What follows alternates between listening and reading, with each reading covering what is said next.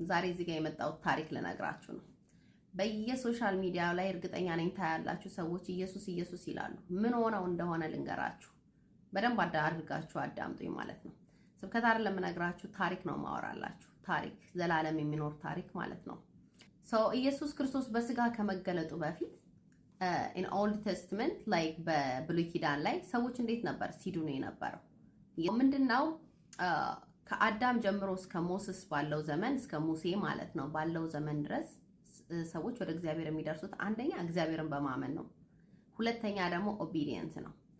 faith and obedient ማለት ነው። እግዚአብሔርን በማመንና እግዚአብሔርን በመታዘዝ። መጽሐፍ ቅዱስ ካነበባችሁ እግዚአብሔር አብርሃም ምንድነው? አብርሃም አመነ ጽድቅ ሆኖ ተቆጠረለት አይደል? እግዚአብሔርን በማመኑ ጽድቅ ሆኖ ተቆጠረለት።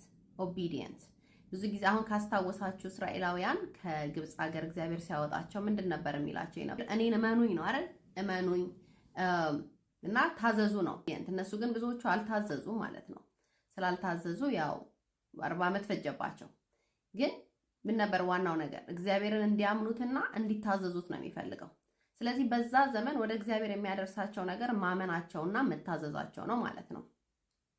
ናው በዛ ጊዜ በጣም ጀጅመንት በቃ ራይት አዌይ ነበር፣ ኢንስተንት ነበረ እግዚአብሔር ሲቀጣቸው። ካስታወሳችሁ በኖህ ዘመን እግዚአብሔር እንዳለ ነው አይደል ያጠፋቸው።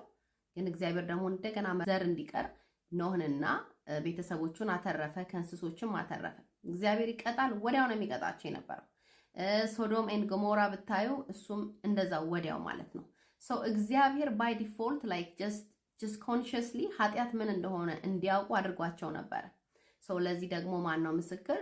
ዮሴፍ ማለት ነው። ዮሴፍ ከንጉሱ ሚስት አብሬሽ አልተኛም ብሎ ሲሮጥ ማለት ነው 10ቱን ትእዛዛት አውቆ አይደለም፣ ኃጢአት እንደሆነ አውቆ አይደለም ዮሴፍ የሮጠው just by conscious እግዚአብሔር ኢንስቶል ያደረገበት ነገር አለ። በቃ ኃጢአት እንደሆነ አወቀ፣ ኃጢአትን አላደርግም ብሎ ሸሻት አይደል? በዛ ጊዜ ከሞሴስ በፊት ባለው ጀነሬሽን ማለት ነው እግዚአብሔር ጋር የሚጠጉት በእንደዛ ነው። just በማመንና ኦቢዲየንት ማለት ነው። እግዚአብሔርን በማመን በመታዘዝ።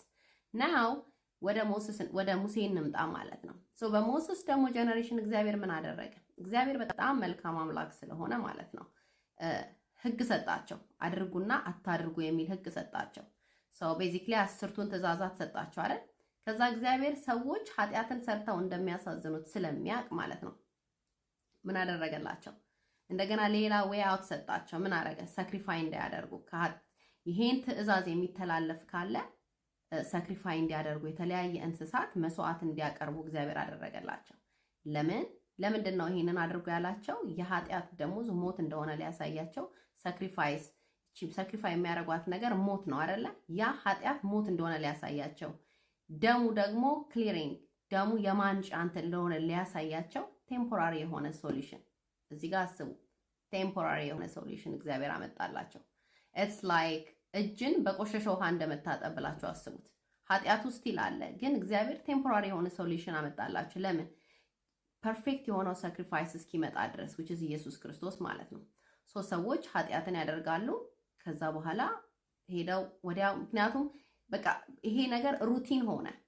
ይሄን ነገር ሳክሪፋይ ኃጢአት ያደርጋሉ፣ ሰዎች ሄደው መስዋዕት ያደርጋሉ። እንግዲህ አስቡት፣ በጣም ሰዎቹ ኮንስታንትሊ ይሄንን ኃጢአት ሲሰሩ በሬ እየያዙ ይሄዳሉ ሳክሪፋይ ለማድረግ ለመስዋዕትነት ማለት ነው።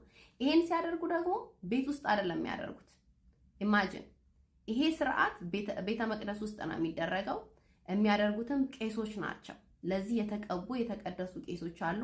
ስለዚህ ግዴታ አንድ ሰው ኃጢአት ከሰራ እዛ ቄስ ጋር ሄዶ ያንን መስዋዕት ያቀርባል ማለት ነው። ቄሶቹ በጣም ቢዚ ነበሩ በዛ ዘመን ማለት ነው። ምክንያቱም ሁሉም ኃጢአትን ይሰራል። ከዛ ሄደው ያንን ኃጢአት ለመንጻት ወደዛ ይሄዳሉ ማለት ነው። ስለዚህ ከዛ ምን ይሆናል? ያ ቄስ ደግሞ ያረጃል አይደለ? መሞት አለ። ሲሞት ልጆቻቸው ደግሞ ልጁን ተክቶ ልጆቻቸው ይተካሉ ማለት ነው። ስለዚህ ያ ቄስ የተቀባው ቄስ ማለት ነው በእግዚአብሔርና በሰው መሃል ገብቶ ጣልቃ ያንን መስዋዕት በእግዚአብሔር ፊት ያቀርባል። እንደዛ እያደረጉ እግዚአብሔር ቴምፖራሪ የሆነ ሶሉሽን ሰጣቸው። መቼ? ፐርማነንት የሆነው ሶሉሽን እስከሚመጣ ድረስ which is ኢየሱስ ክርስቶስ። እሱ ደግሞ ሲጠበቅ የነበረ ኦልሬዲ በዘፍጥረት 3 ላይ የተነገረው፣ ከዛ ደግሞ ኢሳይያስ ላይ የተጻፈው ድንግል ትወልዳለች፣ ስሙንም ኢየሱስ ትለዋለች፣ አማኑኤል ትለዋለች፣ እርሱም ዓለሙን ሁሉ ከኃጢአቱ ላይ ያነጻቸዋል የሚለው ትንቢታዊ ቃል በኢሳይያስ ላይ ተጽፏል አይደለ? ያ ቃል እስኪፈጸም ድረስ እግዚአብሔር ኢየሱስ ክርስቶስን እስኪልክ ድረስ ሰዎች በእንደዚህ ያለ በቴምፖራሪ ሶሉሽን ኃጢአት ሲሰሩ ሳክሪፋይ እያደረጉ እንደዚህ እያደረጉ ከእግዚአብሔር ጋር ቆዩ ማለት ነው። እንዳልኳችሁ ይሄ ፉሊ ሪሙቭ አያደርግም ኃጢአትን፣ ግን ሰስቴን ለማድረግ ከእግዚአብሔር ጋር ያለውን ነገር ለመቆየት እግዚአብሔር እንደዚህ አይነት ሶሉሽን ሰጣቸው። ሰዎች ይሄ እንግዲህ ኢየሱስ ክርስቶስ ይመጣል ይወለዳል እያሉ ሲጠብቁ ብዙ ነቢያቶች ሲጠብቁ ኢየሱስ ክርስቶስን ሳያዩት የሞቱ አሉ ማለት ነው። እና ምን ሆነ? በአዲስ ኪዳን ላይ አንድ ሰው ሳክሪፋይ መሆን ነበረበት። ሁሉ ኃጢአትን ሰርተዋል፣ የእግዚአብሔር ክብር ጎሏቸዋል ነው የሚለው አይደል? ስለዚህ አንድ ሰው ሳክሪፋይ መሆን አለበት። ያን ደግሞ ማንም የለም በዚህ ምድር ላይ ጻድቅ። ስለዚህ እግዚአብሔር ምን አደረገ ማለት ነው? አንድያ ልጁን ኢየሱስ ክርስቶስን በስጋ መልክ ላከው ማለት ነው። ራሱ እግዚአብሔር ማለት ነው። ፍጹም አምላክ ፍጹም ሰው ሆኖ ምድር ላይ ወረደ ማለት ነው። ስለዚህ ምን ሆነ? ኢየሱስ ክርስቶስ በወንድና በሴት ግንኙነት አልተወለደም። መንፈስ ቅዱስ በእናታችን በቅድስት ድንግል ማርያም ማህፀን ውስጥ አድሮ ፍጹም ሰው ሆኖ ምድር ላይ ወረደ ማለት ነው። አሁን እዚህ ጋር ልታስተውሉ የሚገባው ምንድነው? ደም ካልፈሰሰ ስርየት የለም። ስለዚህ ኢየሱስ ማን ነው? እግዚአብሔርና በእኛ መሀል እስካሁን ድረስ በዚህ በነገርኳችሁ በሁለት ጀነሬሽን ሲገባ ጣልቃ የነበረው ማን ነው? ከሞስስ በፊት የነበረው ጀነሬሽን እግዚአብሔርን በማመንና ኦቢዲየንት ወደ እግዚአብሔር አቀረባቸው። በሞስስ ዘመን ደግሞ የእግዚአብሔርን ትእዛዛት በመጠበቅና ከዛ በኋላ ኃጢአት ሲሰሩ ሳክሪፋይስ በማድረግ ኢማጂን። በዚህ ጊዜ መላእክቶች ነበሩ። መላእክቶች ኢንተርሲድ ማድረግ አልቻሉልንም ለኛ። ገብቷችኋል? ያ ቢሆን ኖሮ የኢየሱስ ክርስቶስ መምጣትን ባላስፈለገ ነበረ። ስለዚህ በዛ ጊዜ ማንም ጣልቃ አልገባም። ጀስት ደም መፍሰስ ነበረበት ከኃጢአት ለመንጻት ማለት ነው፣ ቴምፖራሪ ማለት ነው። ስለዚህ አሁን ኢየሱስ ክርስቶስ በአዲስ ኪዳን ላይ መጣ፣ በሰው መልክ መጣ ማለት ነው። ኢየሱስ ክርስቶስ ፍጹም አምላክ ነው፣ ግን በሰው መልክ ወረደልን። ለምን? ከሰው አንድም ሊገኝ ስለማይችል ፍጹም ጻድቅና ኃጢአት የሌለበት ኢየሱስ ክርስቶስ ስለሆነ በስጋ መጣ። ስለዚህ ምን ሆነ ማለት ነው? ኢየሱስ ክርስቶስ ለኃጢአት ለበደላችን ሲል ምንም ኃጢአት ሳይኖርበት ጻድቅ ቅዱስ ሆኖ ሳለ ራሱን ሰዋለን ማለት ነው። ገብቷችኋል የምለው? ከዛ ምን ሆነ ማለት ነው? አሁን ያ ቄስ መተካት፣ አንዱ ቄስ ሲሞት ልጁን መተካት የለም። ኢየሱስ ክርስቶስ ኦልሬዲ ሞቶ ተነስቷል። ስለዚህ የዘላለም ሊቀ ካህናችን ማን ሆነ ማለት ነው? ኢየሱስ ክርስቶስ ማለት ነው። አሁን ቄስ አንፈልግም። አሁን ሳክሪፋይ ማድረግ የለብንም። አሁን ሄደን ቤተ መቅደስ ውስጥ በሬ ወይም በግ ይዘን መሄድ የለብንም። ኦልሬዲ ዋጋችንን ፉል ይከፈለልን። ሰው እንዲህ ብላችሁ አስቡት። አሁን ለምሳሌ አንድ ሰው ዴት አለው እንበል፣ ትልቅ ዕዳ አለው እንበል እና ያን ዕዳ መክፈል አልቻለም እና ኤቭሪ መንዝ ኢንትረስቱን ብቻ ይከፍላል። ቢኮዝ ሙሉ ዕዳውን መክፈል ስለማይችል ማለት ነው። ዕዳው ይንቀሳቀሳል። ኢንትረስቱን ከከፈላችሁት ሁሌ ዕዳው እንዳለ ነው የሚሆነው አይደል? እንደዛ ነበረ በሞስስ ዘመን። ኃጢአት ይሰራሉ፣ ሳክሪፋይ ይደረጋል። እንደዛ ነበረ ሰው ሰስቴን እያደረገ የነበረው፣ ጀስት ኢንትረስቱን ብቻ እየከፈለ ማለት ነው። ኢየሱስ ክርስቶስ ግን ሲመጣ ምን ሆነ ማለት ነው? the full debt እንዳለ ሙሉውን ዕዳ ፈለልን ማለት ነው። ምን ሆነ ማለት ነው? ፍሪ ኮምፕሊትሊ ነፃ ሆናል። ይገባናል? ኖ አይገባንም። ሁሉም ኃጢአትን ሰርተዋል ነው የሚለው።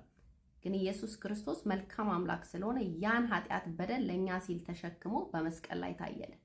አሁን ምን ሆነ ማለት ነው? ኢየሱስ ክርስቶስን እግዚአብሔር ምን አደረገ ማለት ነው? አቀለለልን። በልጁ በኢየሱስ ክርስቶስ በማመን ህይወትን ሰጠን። እመኑ፣ ኢየሱስ ክርስቶስ ጌታ እንደሆነ በሶስተኛው ቀን ከሞት እንደተነሳ ያመነ ይድናል። ከዛስ ሪፔንት፣ ኢየሱስ ክርስቶስ ህይወት ሆነልን ማለት ነው። ጣልቃ ገባልን። ታዲያ እንዴት ብለን ኢየሱስ አንል? እንዴት አንል? ከአብ ጋር በመሃል ጣልቃ ገብቶልን ደሙን አፍስሶልን የማይገባንን መስዋዕት ከፍሎልን እንዴት ኢየሱስ አንል? ክብር ለኢየሱስ ይሁን። ኢየሱስ ጌታ ነው። ለዛ ነው ኢየሱስ ስንል ጣልቃ ገብቶልን ነው በእኛና በአብ መሃል ማለት ነው። ስለዚህ ኢየሱስ ጌታ ነው። ይሄ እውነት ያልገባችሁ በኢየሱስ ስም አይናችሁን ጆሮአችሁን እግዚአብሔር ይክፈትላችሁ እና ስላዳመጣችሁን ደግሞ አመሰግናለሁ። ያድናል፣ ኢየሱስ ያድናል፣ ያድናል፣ ጌታዬ ያድናል፣ ያድናል፣ ብቻውን ያድናል፣ ያድናል፣ በሕይወት ያኖራል። ያድናል፣ ኢየሱስ ያድናል፣ ያድናል፣ ጌታዬ ያድናል፣ ያድናል፣ ብቻውን ያድናል፣ ያድናል፣ በሕይወት ያኖራል። ያድናል፣ ምን አስቆረቆረኝ? ያድናል፣ መቶ የልፋት በር ያድናል መግቢያው ኢየሱስ ነው። ያድናል ወደ ሰላም